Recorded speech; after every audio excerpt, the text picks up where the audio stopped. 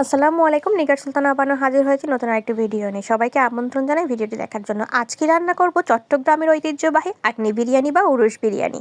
বিশ্বাস করেন এভাবে যদি রান্না করে খান বাইরে থেকে কেনার কোনো প্রয়োজন আছে বলে আমি মনে করি না।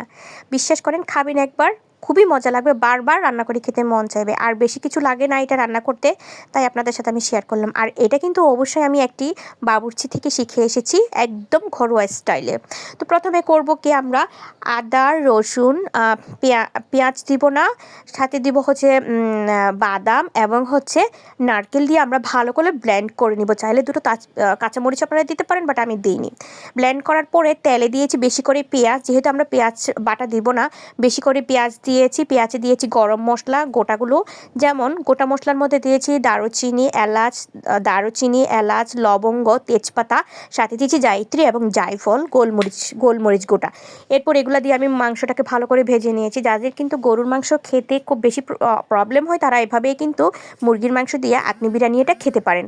এরপর করেছি কি, মশলা ইউজ করেছি। তার মশলার মধ্যে ছিল গোলমরিচের গুঁড়া, জিরা গুঁড়া, ধনিয়া গুঁড়া, খুবই মজা করে, এবং গরম মশলা গুঁড়া দিয়ে টক দই দিয়েছি, এবং সাথে দিয়েছি হচ্ছে মশলা বাটাগুলো, যেগুলো আমি আগে ব্লেন্ড করে নিয়েছি, এবং সাথে টমেটো দিয়েছি। ভালো করে নাড়াচাড়া করে নিতে হবে যতক্ষণ না এটা থেকে একটা পানি বের না হয়। এরপরে দিয়েছি হচ্ছে আমি লবণ দিয়ে ভালো করে আপনারা নেড়ে চেড়ে নেবেন। এখানে আপনি চাইলে আলুও দিবেন, আমি আলু দিয়েছি, না দিলে নাই, কোনো সমস্যা নাই, কিন্তু আলু দিলে খাবারের টেস্টটা খুবই মজা হয়। আমি একটু দুধ দিয়েছি, চাইলে আপনারাও দিতে পারেন, না দুধের বদলে আপনারা পানিও দিতে পারেন, কিন্তু অতিরিক্ত দিবেন না, যতটুকু দরকার অতটুকুই পানি দিবেন। তো ভালো করে নাড়াচাড়া করে আপনারা দমে রেখে দিবেন। আমি দমে রেখে দেওয়ার পরে যখন একটু ভাজা ভাজা হয়ে আসছে, আমি কি করব, পানি দিয়ে দিব। গোলমরিচ আরেকটু দিয়েছি, তো আরেকটু দেওয়ার পরে তারপরে দিয়ে দিব পানি। যখন আমরা চালটা দেওয়ার আগে কিন্তু একটু বেশি করে মাংসে পানি দিব। তো আমি আজকে করেছি কি, চিনি গুঁড়া চাল ব্যবহার করেছি, যেহেতু এটা আমার কাছে অ্যাভেলেবেল ছিল। আপনারা চাইলে ওরস বিরিয়ানি কিংবা আটনি বিরিয়ানির জন্য মোটা যে চাল আছে ওইটাও আপনারা ব্যবহার করতে পারেন, ওইটা দিয়ে অসম্ভব মজা হয়। আমি একদিন ওইটা দিয়ে রান্না করে আপনাদের সাথে শেয়ার করব ইনশাল্লাহ।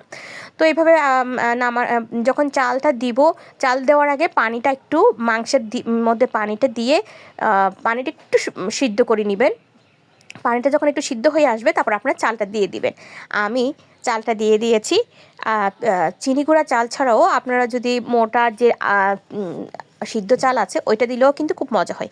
আমি এই রেসিপিটা কিন্তু চট্টগ্রামের একটা বাবুর্চি ভাই থেকেই কিন্তু নিয়ে এসেছি, ঘরোয়া স্টাইলে কীভাবে আটনি বিরিয়ানি করা যায়।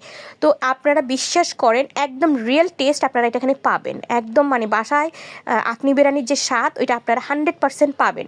তো বাইরে থেকে কিনে খাওয়ার কোনো প্রয়োজন হবে না, নিজেরা রান্না করে খাবেন, বা কোনো অনুষ্ঠান হলে ওখানেও রান্না করে কিন্তু সবাইকে খাওয়াইতে পারবেন। এরপর যখন আমার চালটা একটু হালকা 80%-এর মতো সিদ্ধ হয়ে আসবে, আমি দিয়ে দিচ্ছি আলু বকরা। আপনারা চাইলে কিশমিশ কিংবা বাদামও দিতে পারেন, আমি দেইনি যেহেতু আমার বাচ্চারা পছন্দ করে না, শুধু আলু বকরাটাই আমি দিয়েছি। তো আলু বকরা যে টক মিষ্টি যে স্বাদটা, ওইটা কিন্তু ভাতের যে স্বাদ ওইটা বাড়িয়ে দেয়। এরপর আমার চালটা 80%-এর মতো সিদ্ধ হয়ে আসছে। তো এখন আমি এটা দমে রেখে দিব। দমে রাখার পর ভাতটা ঝরঝরা হয়ে যাবে, আর আটনি বিরিয়ানির ভাত একটু মাখা মাখা হয়, খেতে কিন্তু খুবই মজা লাগে। এই যে আমার ভাতের প্রায় অনেকটা হয়ে এসেছে। তো আপনারা বাসায় একবার হলেও ট্রাই করবেন চট্টগ্রামের আটনি বিরিয়ানি, এটা খেতে খুবই মজা। তো আমি পরে পেঁয়াজ বেরেস্তা এবং ঘি দিয়ে নেড়েচেড়ে নামিয়ে নিব। বিশ্বাস করেন এটা যদি আপনারা সালাদ বা আচার দিয়ে খান এত মজা লাগে, খুবই মজা লাগে। তো বাসায় ট্রাই করে দেখবেন, খুবই মজাদার একটি রেসিপি আপনাদের সাথে শেয়ার করলাম। তো আগামীবার আমি চাইলে ইনশাল্লাহ গরুর মাংসটা আপনাদের সাথে শেয়ার করব। আজ এই পর্যন্ত, সবাই ভালো থাকবেন, সুস্থ থাকবেন। আসসালামু আলাইকুম। সবাই 5 ওয়াক্ত নামাজ পড়বেন।